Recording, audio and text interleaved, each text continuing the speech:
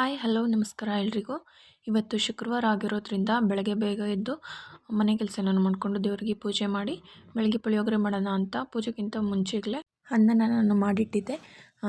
ಬೇಗ ಅನ್ನ ಮಾಡಿದರೆ ಸ್ವಲ್ಪ ಉಡುಡಿಯಾಗಿರುತ್ತಲ್ಲ, ತುಂಬ ಚೆನ್ನಾಗಿ ಬರುತ್ತೆ. ಇಲ್ಲಿ ನಾನು ಪುಳಿಯೋಗರೆ ಒಳಗೆ ಒಗ್ಗರಣೆ ಮಾಡ್ತಿದ್ದೆ. ಪುಳಿಯೋಗರೆ ಪೌಡರ್ನ ನಾನು ಮನೆಯಲ್ಲೇ ಮಾಡ್ಕೊಂಡಿರ್ತೀನಿ. ತುಂಬ ಚೆನ್ನಾಗಿರುತ್ತೆ.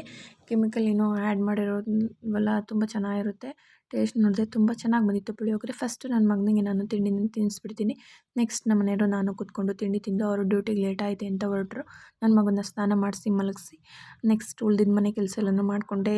ತಿಂಡಿ ಮಾಡಿರೋ ಪಾತ್ರೆ ಎಲ್ಲ ತೊಳೆದು ಮನೆ ಕಸ ಗುಡಿಸಿ ಟೈಮ್ ಇತ್ತು ಅಂತ ಭಗವದ್ಗೀತೆ ಬುಕ್ಸ್ನ ಸ್ವಲ್ಪ ಹೊತ್ತು ಓದಿ ನನ್ನ ಮಗ ಎದ್ದ ಅಷ್ಟರಲ್ಲಿ ನಮ್ಮ ಮನೆಯವರು ಮಧ್ಯಾಹ್ನ ಊಟಕ್ಕೆ ಬರಲ್ಲ ಅಂತ ಹೇಳಿದರು. ಸೊ ಅದಕ್ಕೆ ಸ್ವಲ್ಪ ಟೊಮೊಟೊ ಸಾಂಬಾರು ಮತ್ತು ಅನ್ನನ ಮಾಡ್ಕೊಂಡಿದ್ದೆ.